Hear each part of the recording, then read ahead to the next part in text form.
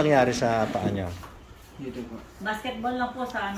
So yung yung paa wala pong problema. Ano po yung Puputi na ito. Sumasakit yung dito. sumasakit yung dito mo? Sige, mabilis lang yan. Ang sumasakit ito. Sige.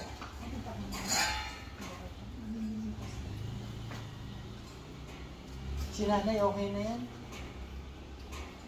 Wala ko na yung ko. Oo. Paano ko na yung puko niya? O, tingnan mo, naitatas na yung tuhod niya. Pag matulog ko, gumagawin ako. Wala na ituloy ko na ng...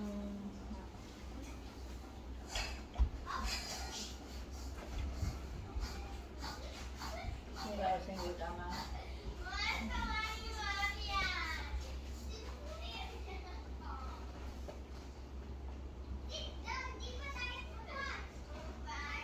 Check kung masakit pa.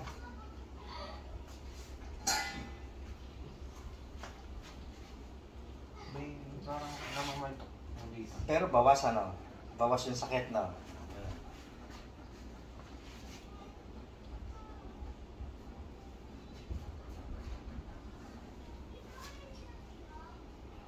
Nilag ako. Kailan pa na na sa basketball? Last month po. Pero may naano na po nung November pa po last year. Matagal na. Opo. Sir, na. Eh hindi mo na nailalaro. Nanalo pa naman ito. Pero masakit na. Mas naano po yung last month kung naano po ulit. O yan, check mo. Nabawas po pero meron pa. Nabawas na, ha?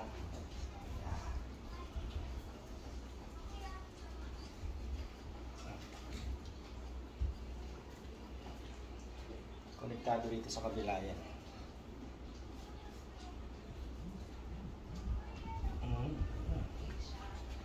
Lakas na na.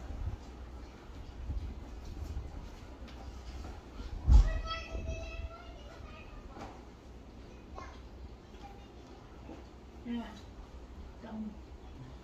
Wala ko nila ako.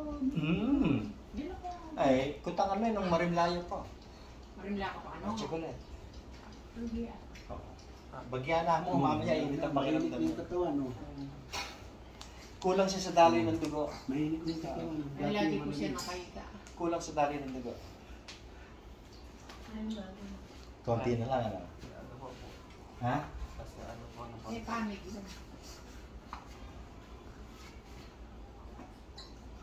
Lumalagotok niya, parang may chicharon sa loob.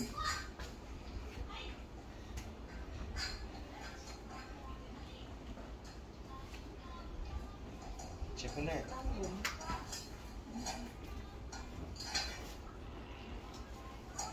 Pagkano, huwag mo masyadong ibugbugin sa basketball, medyo ipahinga mo ng konti. Ay, may pamig. Kasi yung mga muscles natin, nasusugat din sa Siyempre, loob hindi yan. kaya kanya. Hindi may pamig. Dapat Sa basta ipahinga. kanya niya.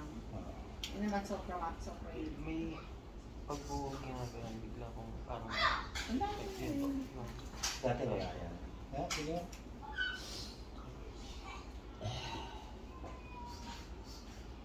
Basketball o nagbuhat?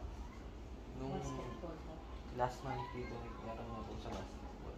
Sige. Normal yun.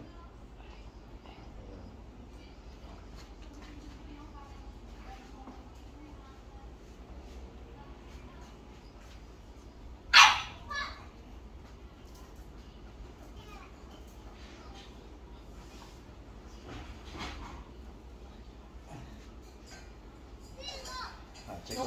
Saan po kayo nakalapalik? Dito. Bawas na. May pamig sa paa niya. Ipahinga mo muna sa laro kasi ang muscles, pag nasugat ka, dapat gumaling muna sa loob. Parang goma na binanat mo, pagbalik mo, may mga maliliit na sugat yun. Ganun ang muscles eh. Hanggat hindi gumagaling yun, maitim. Ako na yung mag-ikaw na kayo. Hmm.